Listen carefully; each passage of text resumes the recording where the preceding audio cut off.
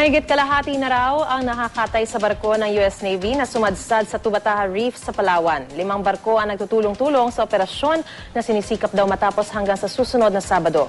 May ulat on the spot si Isay Reyes. Isay?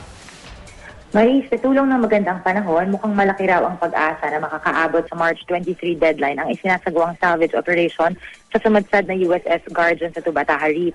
Sa panayam sa telepono ng GMA News kay Philippine Coast Guard spokesman Lieutenant Commander Armand Balilo, mahigit 50% na raw ang matatanggal na sumadsad o sa sumadsad na warship.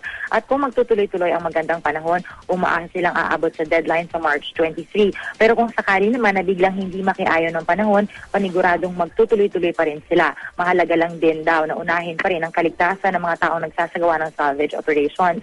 Base sa huling report na kanilang natanggap, naghahanda na raw ang mga tao roon para sa cutting ng USS Guardian. Base kasi sa plano, hahatiin ang sumadsad na warship sa 3 hanggang 4 na bahagi.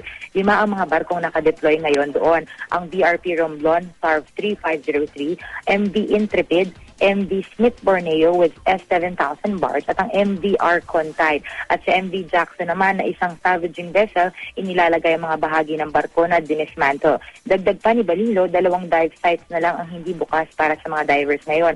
Ang iba raw ay muli nang binuksan sa publiko. Marie? Maraming salamat, Isay Reyes.